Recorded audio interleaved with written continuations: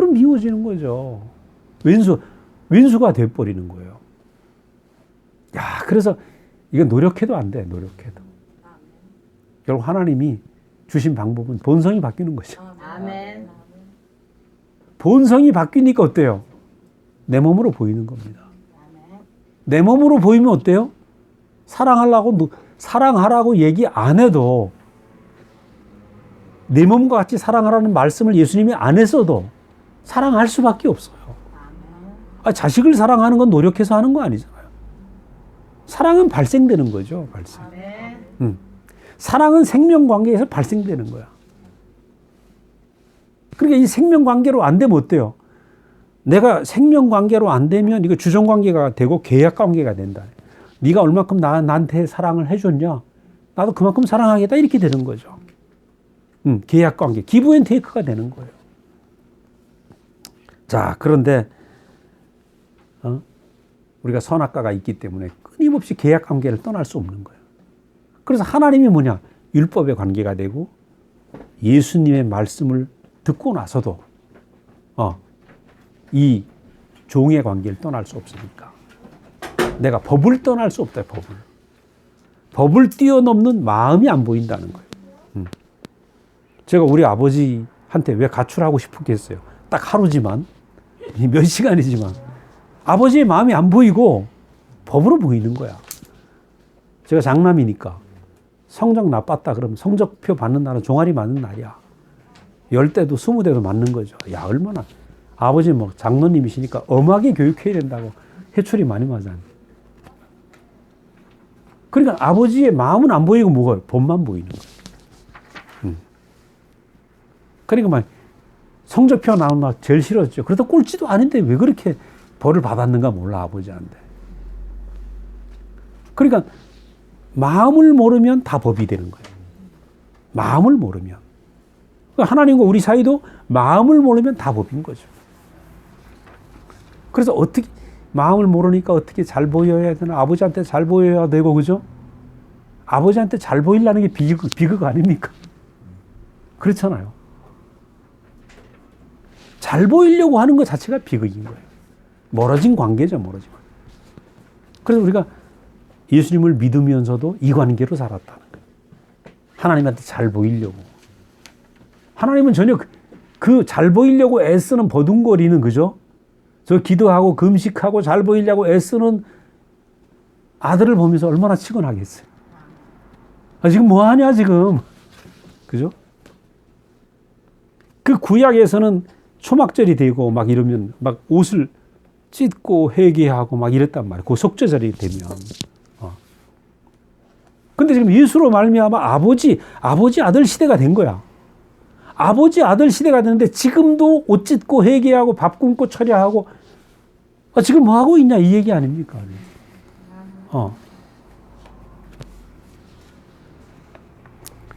그래서 예수님이 오신 것은 본성과 하나님의 본성과 마음을 가진 그 하나님의 본성과 마음을 이해한 아들의 시대가 도래했다는 거죠. 그 시대의 선포를. 그 머나먼 관계가 아니라 아들의 시대가 돌아왔다. 그래서 예수님은 바로 율법에서 표현하려고 하는 모든 표현보다 더 온전한 표현으로 오신 것이죠.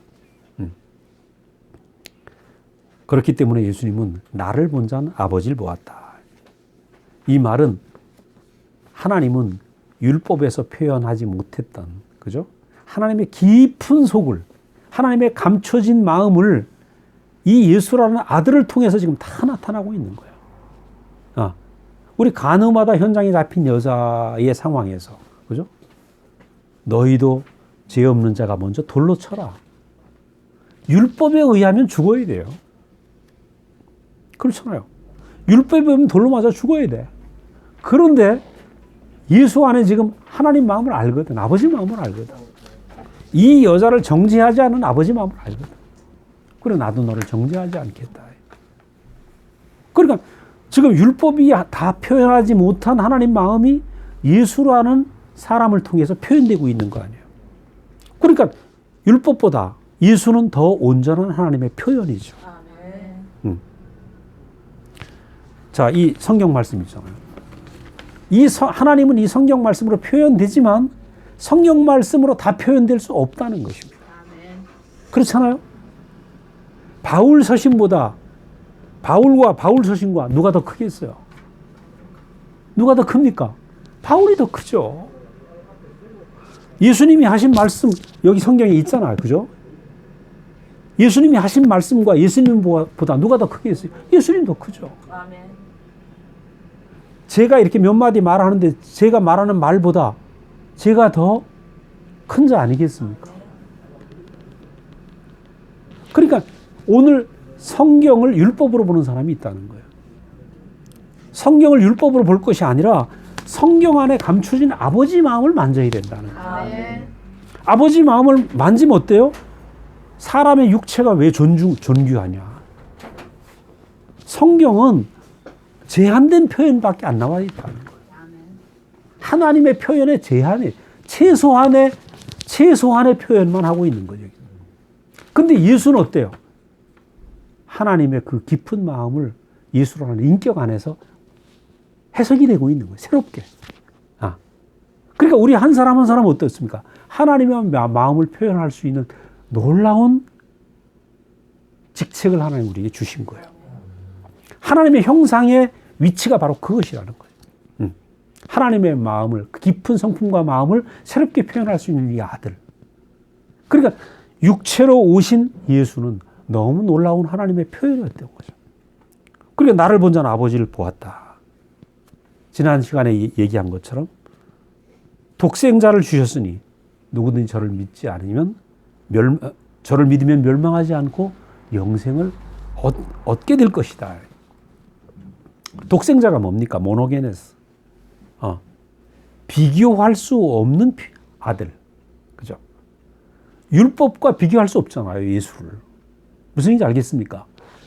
앞섰던 선지자들과 비교할 수 없다. 아까 제가 말씀드린 것처럼 삐삐와 오늘 휴대폰과 바꿀 수 없잖아요. 앞에 있었던 선지자나 앞에 있었던 모세보다 율법보다 비교할 수 없는 더 온전한 인격이 예수 안에서 나타났다는 거예요. 그러니까 우리는 이제 결국은 이 온전한 표현을 믿지 않으면 멸망인 거죠. 그렇잖아요. 내가 오늘 온 휴대폰을 거부를 하면 전화 받으러 어디로 가야 돼요? 집에 가야 돼요. 그렇잖아요. 오늘 내게 온 최첨단 이 인격 안에서 나타난 하나님을 내가 거부를 하면 난 어떻게 해요? 성경책 붙잡고 산으로 가야 된다니까. 안 그렇습니까? 그럼 예수로 말미암아 어떤 시대가 왔는가? 이제 그 문자에 매이는 것이 아니라 인격 안에서 나타나는 이 하나님을 믿고 마시게 되면, 경험하게 되면 그것이 바로 영생이다. 독생자를 믿으면 영생이고 믿지 않으면 멸망이다. 그래서 정말 오늘 우리가 누리고 있는 시대가 어떤 시대인가? 바로 이렇게 비할 수 없는 인격 안에서 나타난 하나님을 보고 누리는, 경험하는 이 시대에 우리가 살고 있는 것이죠. 나가서 저렇게 인격 안에서 하나님이 나타나는 그 예수 그리스도, 그것은 우리에게 하나님이 두신 갈망이구나, 이렇게 알아야 된다는 거예요. 그 예수의 운명처럼 하나님도 우리가 그렇게 살아지길 원하시는구나. 내 운명으로 저분이 오셨구나. 이렇게 알아야 된다는 거예요. 그럴 때 참 영생을 우리가 경험하게 되는 거예요. 그러니까 모노게네스, 저 비할 수 없는 완전한 하나님의 표현이신 예수, 그죠? 비교할 수 없는 참 인격 안에서 나타난 이 표현이 오늘 하나님이 내게 주신 갈망이다. 내가 살아야 될 길이다. 그래서 우리가 작은 그리스도가 되어 사는 것, 그죠? 이것이 바로 오늘 하나님이 우리에게 주신 축복인 거죠.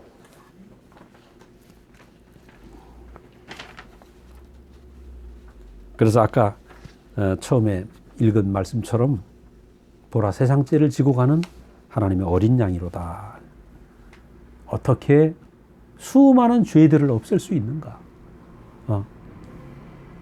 정말 그렇더라고요. 저도 이렇게 예전에 이 복음을 듣기 전에 주말만 되면 내일 이제 토요일 되면 우리 누님 집에 방이 하나 있었어요.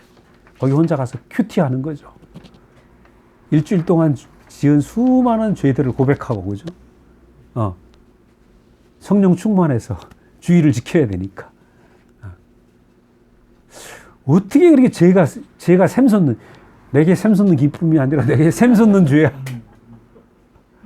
미운 사람도 그렇게 왜 많고, 판단도 왜 이렇게 끝없이 나오고, 그죠? 야, 내게 샘솟는 죄. 정말 굳이. 그러니까 이 천국에 가서나 해결되지 이 땅에서는 안 된다라고 포기했다니까. 근데 지금 예수님이 오신 것은 그게 아니잖아요. 그게 아니라는 거죠. 천국에서 해결되는 것이 아니라 이 땅에서 우리가 하나님의 아들로 사는 세계가 펼쳐졌다는 거예요. 죄와 상관없는. 세례 요한은 지금 자기가 뭔가 보였어, 그때. 그래서 지금 이 선포를 하고 있는 거예요. 세상 죄를 가져가는 어린 양이다. 어린 양이다.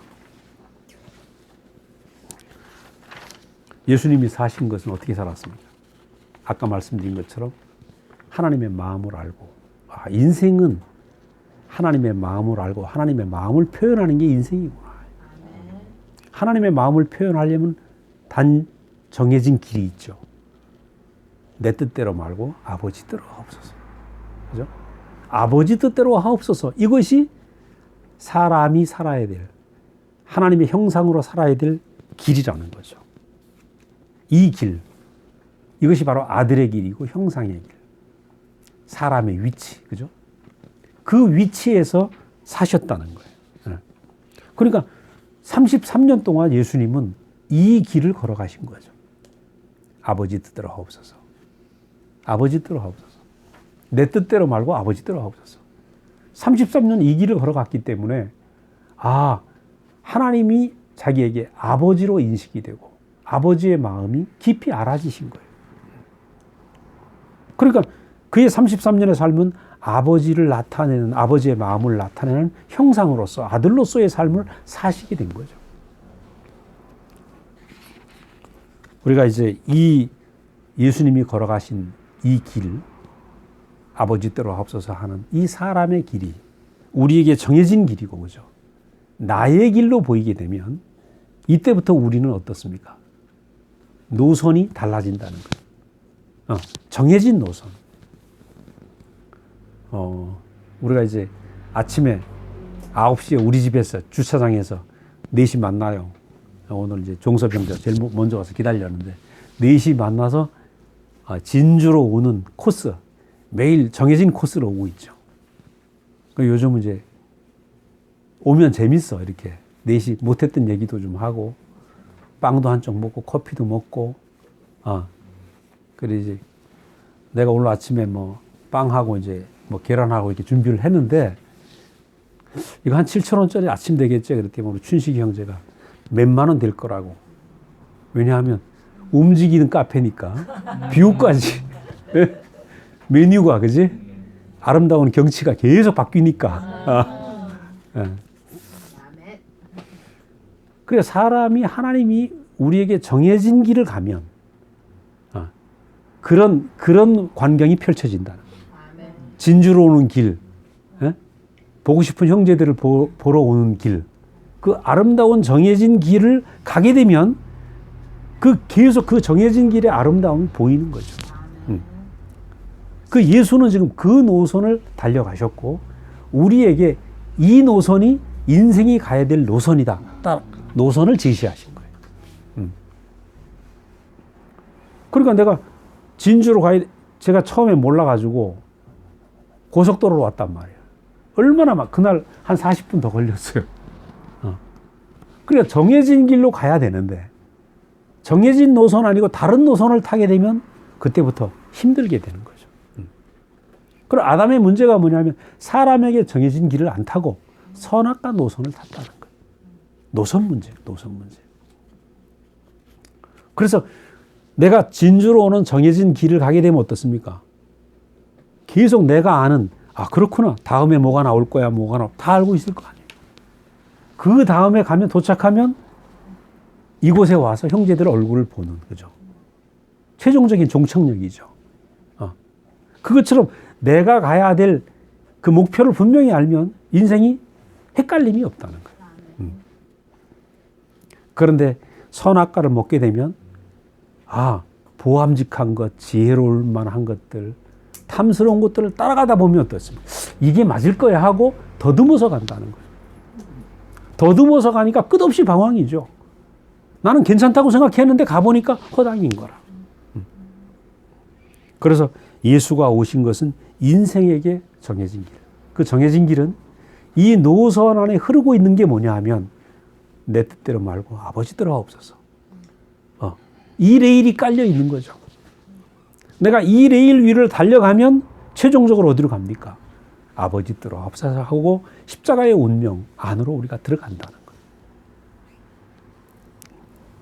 그래서 이 레일에 깔려 있는 레일의 성질이 어떤 레일인지 우리가 알면 인생이 쉬워지는 거예요. 그래서 바울은 내가 살아도 주를 위해 살고 죽어도 주를 위해 산 거다. 이러니까 이 사람은 인생에 겁나는 게 없어요. 살아도 주를 위해, 죽어도 주를 위해. 내 인생에서 주님만 영광스러우면 된다. 이게 자기 인생의 목표인 거예요. 아버지 뜻대로 하옵소서. 이 사람을 누가 말리겠어요? 바울을 말릴 사람 아무도 없는 거죠. 그래서 어차피 인생이 그렇습니다. 내 뜻대로 될 사람 아무도 없어요. 그렇잖아요. 내 뜻대로 살 사람 아무도 없습니다. 그러니까 아버지 뜻대로 하옵소서. 사나 죽으나 주의 것입니다. 이러면 인생이 고속도로죠. 고속도로예요. 우리가 살면서 내 뜻대로라는 이게 남아있기 때문에 힘들다는 거예요. 그래서 빌립보서에서 본 것처럼 바울은 내 몸에서 예수만 존귀 되기를 원한다. 사나 죽으나 내 몸에서 예수만 존귀 되기를 원한다. 우리 인생에서 그리스도만 온전히 존귀하게 된다 생각을 하면 인생이 쉬워요. 내게서 하나님만 온전히 나타나길 원한다. 그럼 겁나는 게 없죠. 아멘. 지난 주간에 우리 이제 경현이 형제 그 상가에 갔다 오면서 요즘 상가를 갑자기 2번이나 갔다 오게 됐는데 오가는 시간이 재밌어요. 저도 이제 지난 일을 얘기를 하다 보니까 제가 목사님 딱 만나고 대구를 내려올 때 제 인생의 목표가 딱 그리스도, 그죠? 내가 오로지 예수를 내가 더 알았으면 좋겠다. 내가 하나님을 더 알았으면 좋겠다. 이게 딱 목표가 되는데 내 인생에서 흔들림이 없더라고. 그래서 제가 서울에서 어느 회사를 영창편을 다니다가 대구를 내려오게 됐잖아요. 대구 내려와서 뭐 못 살면 뭐 배추니 아까 끌지 생각을 했어요. 우리 어머니도 배추 장사했으니까 나도 하면 되지 뭐. 어쨌거나 내 인생에서 예수만 더 깊이 알았습니다. 그러니까 사나 죽으나 주의 것이다. 이 생각이 제 인생을 온통 지금까지 지배를 한 거예요. 그리고 어떤 때는 내 뜻대로 안 될 때도 있고 속상할 때도 있지만 문제가 안 되는 거예요. 내 인생의 결론은 예수겠구나. 내 인생의 결론은 그리스도겠구나. 그 인생에서 그리스도가 열매 맺으면 대박 아니에요? 이 썩어진 인생에서 그리스도가 열매 맺는다. 그것처럼 남는 장사가 어디 있어요?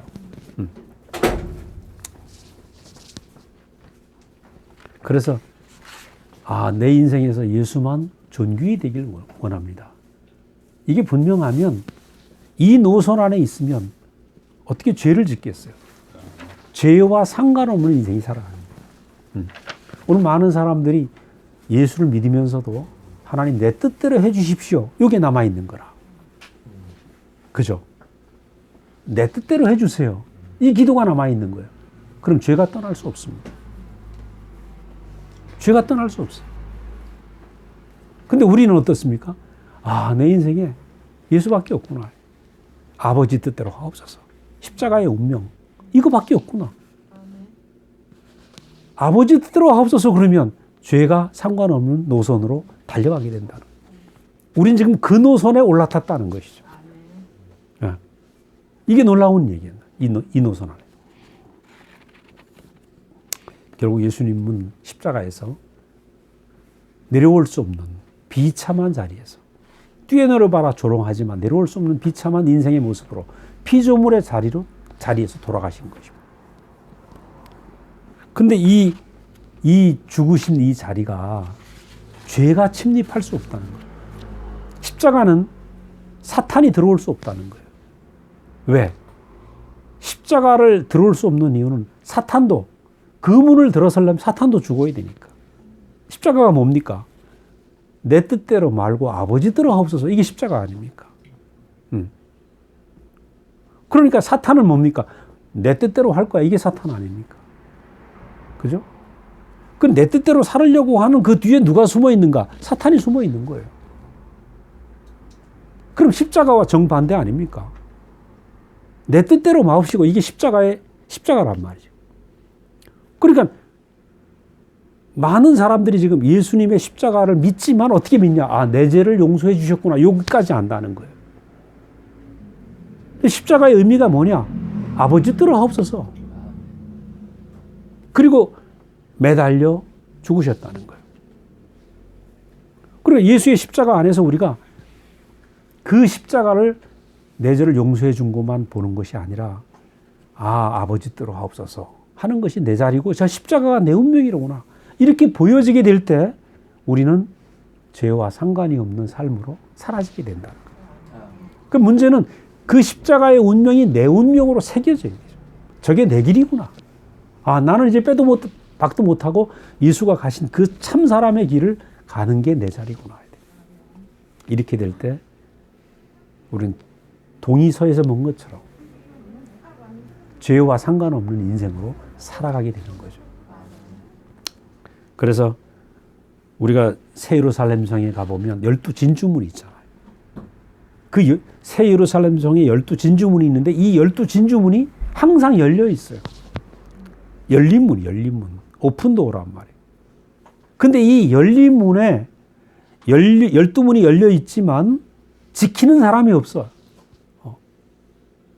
근데 사탄이 들어갈 수 없다는 거예요.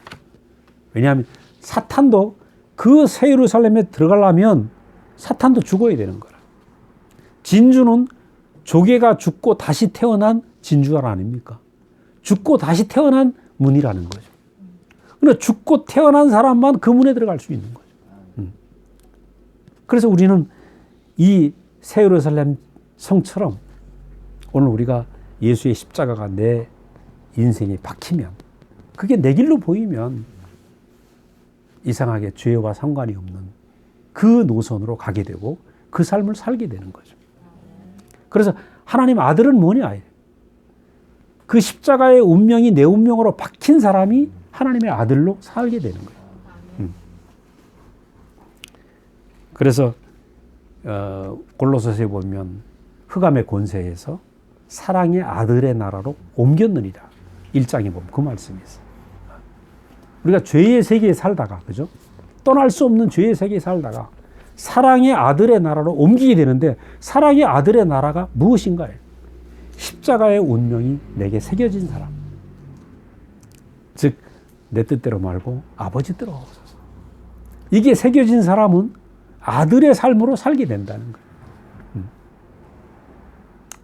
그래서 이 아들의 삶으로 살게 되면 결국은 하나님의 마음이 하나님의 깊은 그 성품이 내 안에 새겨지고 그 마음이 내게 넘치는 사람이 되어서 하나님의 마음을 사람들에게 나눠주고 분배하는 사람으로 살게 되는 거죠.